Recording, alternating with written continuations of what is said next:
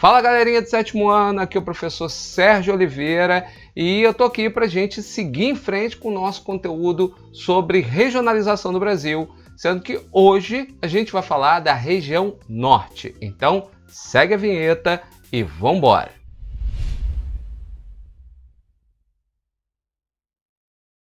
Bom galera, então hoje a gente vai falar da região norte, das características principais da região norte. Vamos à primeira delas, né? Tá aqui, ó.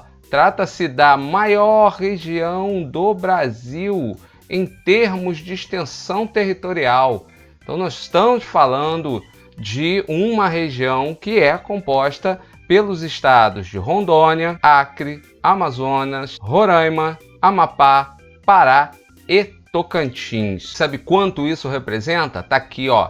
45% do território brasileiro. Porém, em termos de tamanho de população, a região norte é pouco povoada. A gente tem aqui, ó, com dados do IBGE de 2019, 18.430.980 habitantes. Para vocês terem ideia do que isso significa, a população da cidade de São Paulo é de pouco mais de 12 milhões de habitantes. Então, em resumo, a gente vai dizer que temos uma região com baixíssima densidade demográfica, de 4,73 habitantes por quilômetro quadrado. E o que vai explicar o fato de nós termos uma densidade demográfica tão baixa assim? O fato de nós termos na região norte uma extensa área coberta pelo domínio morfoclimático amazônico. Isso significa que a maior parte desse território está ocupada por floresta. Os índices de desenvolvimento humano estão entre os mais baixos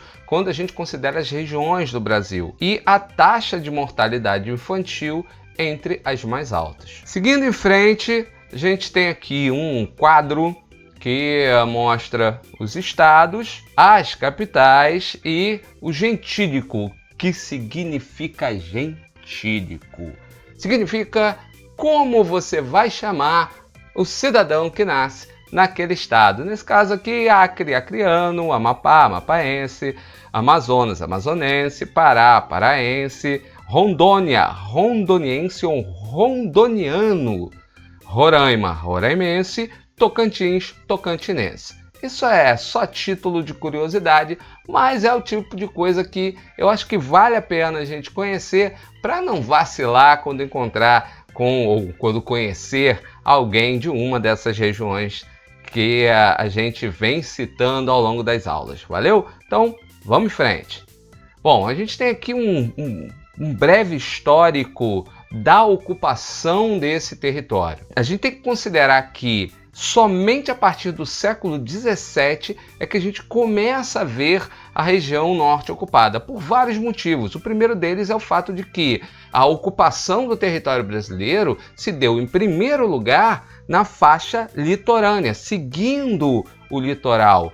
E as primeiras áreas a serem exploradas economicamente pelos portugueses foram justamente o Nordeste e onde hoje nós temos ali a região Sudeste, é claro, nessa faixa mais próxima ao litoral. Então foi a partir da instalação de unidades militares e também da exploração do território, da própria expansão do território que pertencia a Portugal, que a gente vai ver os portugueses chegando até essa região somente no século XVII. E aí no século XVIII a gente vai ter dois tipos de ocupação acontecendo na região. Uma delas com base nas missões religiosas, na catequização dos povos indígenas, e a outra uma missão de cunho militar, para construção de fortes e defesa do território. Aliás, é com base na construção do forte na foz do rio Amazonas que vai surgir a cidade de Belém, capital do estado do Pará. Mas o verdadeiro processo de povoamento da região norte vai se dar no século XIX a partir, tá aqui, ó, da exploração da borracha, quando a gente vai ter um enorme processo de migração, principalmente de nordestinos para a região norte em busca da extração do látex, que é a matéria-prima para a produção da borracha. Esse período ficou conhecido como ciclo da borracha e concentrou, principalmente na cidade de Manaus, boa parte dessa riqueza gerada pela extração do látex. Nesse período, século XIX, transição para o século XX, a gente vai ter no látex, ou seja, na borracha, o segundo principal produto de exportação do Brasil, ficando atrás somente do café. E essa geração de riqueza através do látex,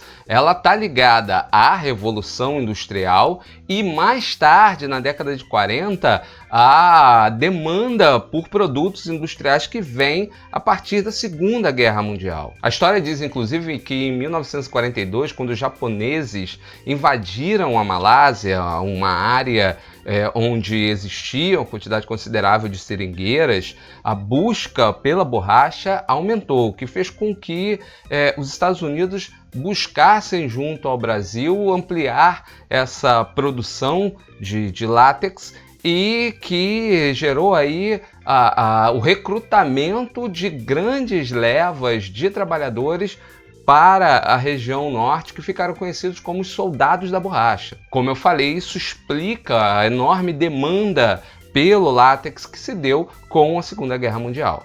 Bom, e aqui a gente tem imagens da cidade de Belém, né? Dá para perceber que nós temos aqui uma metrópole, o mesmo vai acontecer com Manaus, e Manaus talvez seja o grande símbolo de todo esse enriquecimento, toda essa riqueza que veio com o ciclo da borracha, e acho que nenhum prédio expressa isso melhor do que o Teatro Amazonas. Bom, então seguindo aqui em frente, vamos fazer um breve resumo das principais atividades econômicas e onde nós vamos encontrá-las, né? Então a gente tem aqui, vamos começar por onde? Vamos começar pelo estado do Amazonas, onde a gente vai ter a atividade de extração de petróleo em Coari, petróleo de terra firme, porque a gente está falando de uma bacia sedimentar antiga, e uma bacia sedimentar antiga tende a gerar no seu subsolo bastante riqueza mineral, e essa é uma das características que a gente vai encontrar por toda a região norte, em especial na bacia amazônica. E em Manaus a gente vai encontrar a famosa Zona Franca ou Distrito Industrial de Manaus, do qual a gente vai falar um pouquinho mais à frente. Já no Pará a gente tem a extração de minérios na Serra dos Carajás, e aí a gente tem toda uma diversidade de minérios, passando por ferro, por carvão mineral, bauxita, manganês, calcário, estanho, ouro e etc. A Serra do Navio, no Amapá, com extração de manganês. No Tocantins, onde a gente tem toda uma área aqui que é uma extensão do domínio morfoclimático do Cerrado, a gente vai encontrar o agronegócio se expandindo. Agronegócio esse que também se expande principalmente nessas porções mais ao sul dos estados do Pará e Rondônia, onde tem se destacado recentemente uma produção de café. E é claro, aquelas atividades tradicionais, entre elas a extração do látex, não morreu.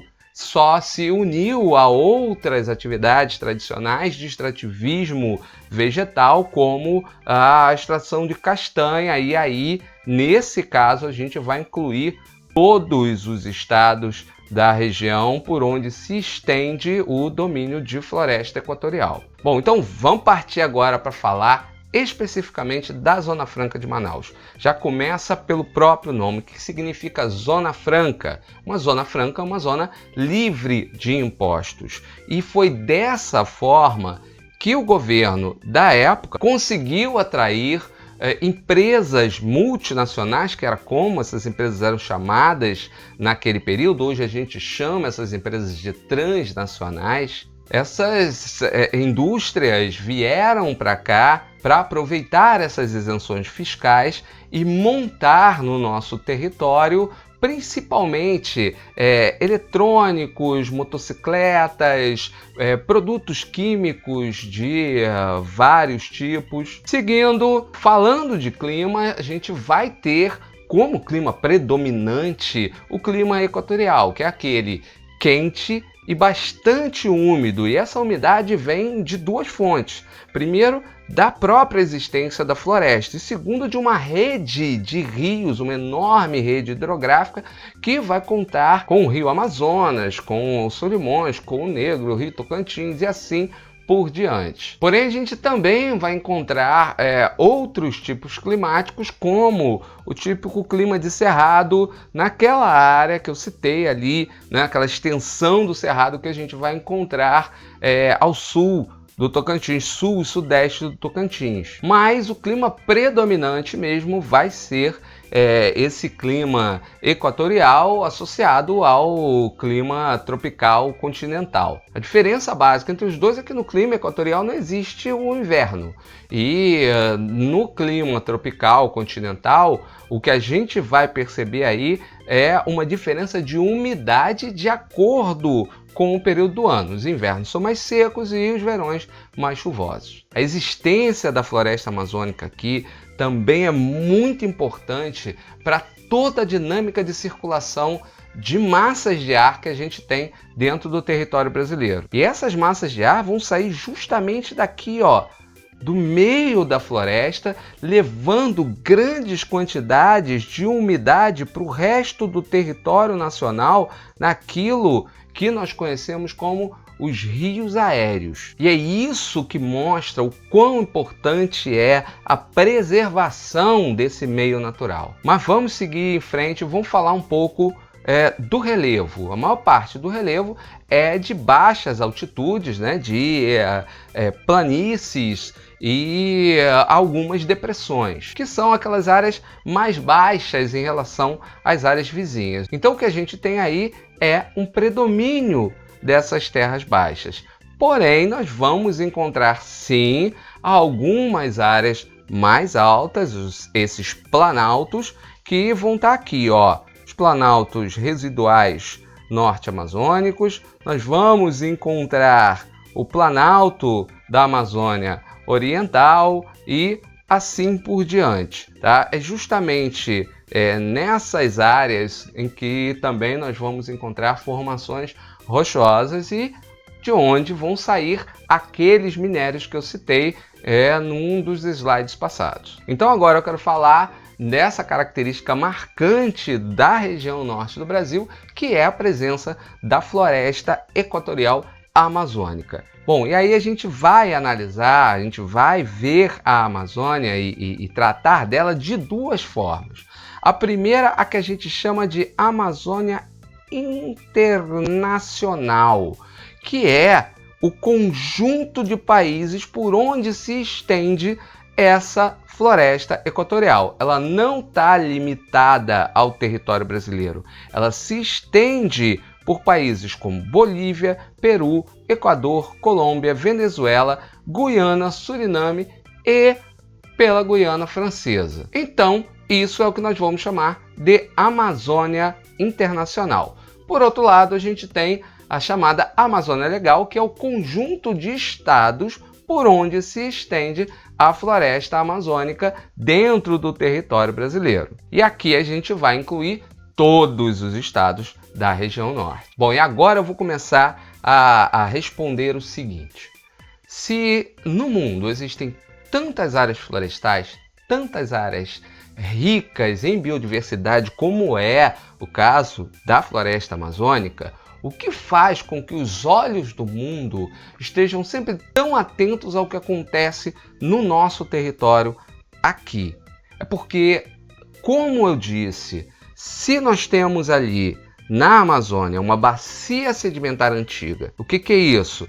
É aquela deposição de sedimentos ao longo de milhares de anos. Sedimentos, gente, são os resíduos do desgaste das rochas. É areia, é argila, é a própria terra, quando ela se mistura com outros materiais. E aí você tem, ao longo de milhões de anos, camadas sobre camadas de sedimento que vão aterrando antigas florestas, que vão aterrando áreas com muita matéria orgânica e que, dessa forma, ao longo do tempo, vão gerando riquezas como o carvão mineral e o petróleo. Além disso, nas áreas onde a gente vai encontrar as formações rochosas, como eu já falei, nós temos várias riquezas minerais.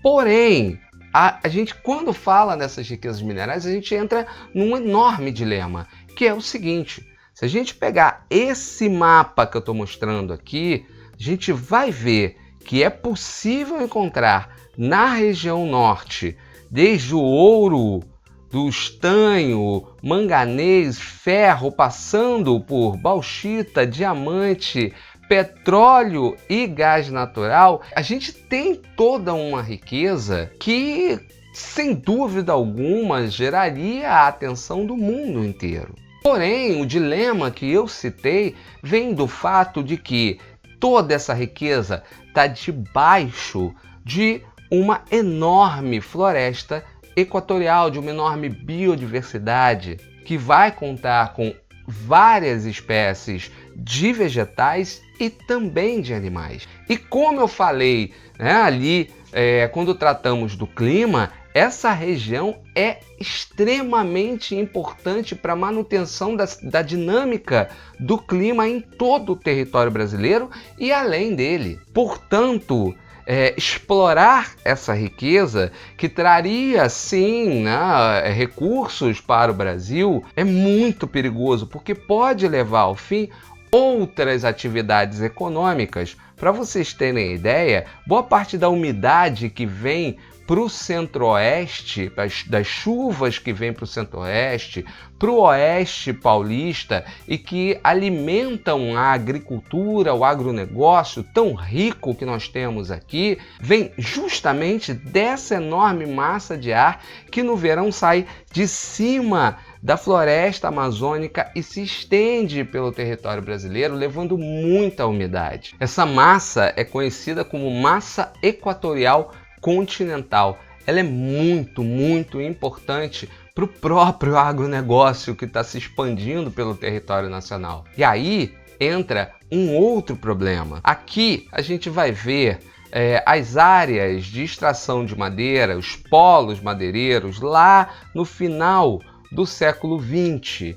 E nessa outra imagem, a gente tem aquilo que é conhecido como o arco do desflorestamento ou o arco do desmatamento, vindo desde a transição entre a floresta amazônica e o meio norte aqui no Maranhão, meio norte que vocês conhecem da nossa última aula sobre região Nordeste. Se não conhece, dá uma olhada que eu vou deixar um card aqui em cima e um link aí embaixo para a nossa aula anterior. Se estende aqui, pelo Tocantins e vai fazendo esse arco, vai até a área de floresta amazônica que a gente encontra no norte do Mato Grosso, passando por Rondônia e se estendendo até o estado do Acre. E aqui, a principal atividade econômica que promove esse desmatamento é justamente a expansão da agricultura e da pecuária. Quer dizer, a gente vai chegar a um ponto, se a coisa seguir dessa maneira,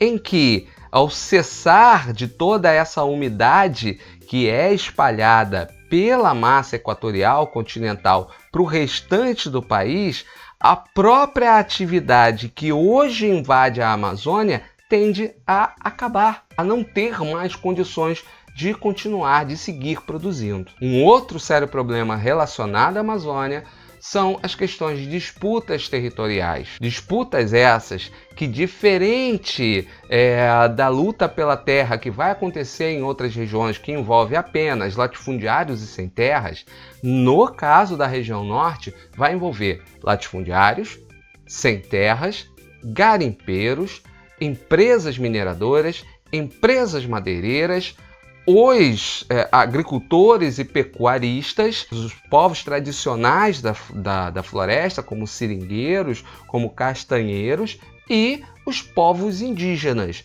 Então, nós temos uma questão de disputa territorial nessa região que é muito intensa e que é muito mais problemática do que em qualquer outra região do país. E para fechar, ainda falando da questão territorial, aqui a gente tem toda a extensão da fronteira brasileira com os países vizinhos que passa por essa região de floresta amazônica. E toda essa área, a coisa que se estende um pouco para o centro-oeste, é uma área de difícil controle de circulação. Você imagina como é que você vai definir aqui no meio da floresta onde é que termina o Brasil e começa a Colômbia, onde termina o território do Peru e começa o território brasileiro. Como é que você vai enxergar isso em meio à floresta? E isso torna esse espaço um espaço onde a vigilância do território precisa ser contínua. A gente tem nessa região toda uma divisão do Exército Brasileiro que cuida desse controle das fronteiras na floresta, e tem também o sistema de vigilância da Amazônia, que vai contar com satélites monitorando toda essa região. Bom, então vamos encerrar aqui como em todas as aulas, e se você é meu aluno já sabe que tem uma atividade aí para copiar no seu caderno e responder com base nessa aula que você acabou de assistir. Então são sempre algumas poucas perguntas sobre o que eu acabei de dizer e que a qualquer momento, em caso de dúvida, você pode voltar ao vídeo até um determinado ponto e você vai encontrar a sua resposta. Primeira questão aqui é: por que a região norte é tão pouco povoada, apesar de sua enorme extensão territorial? Falei lá no início sobre isso. A segunda questão: quais os estados que compõem essa região? Moleza, é só olhar para o mapa.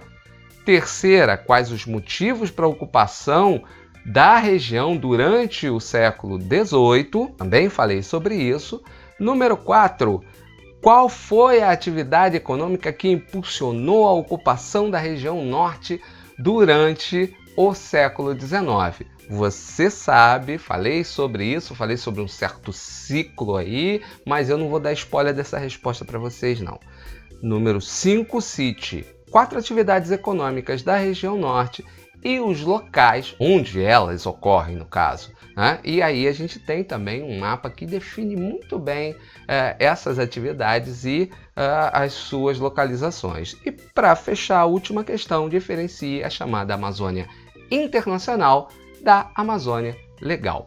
Bom, é isso, fechamos por aqui a nossa aula sobre região norte. No próximo vídeo a gente vai falar de centro-oeste, então fica atento e não perca os próximos vídeos dessa nossa série de aulas sobre a regionalização do Brasil. Eu fico por aqui, um beijo, um abraço para todos e todas e até o próximo vídeo.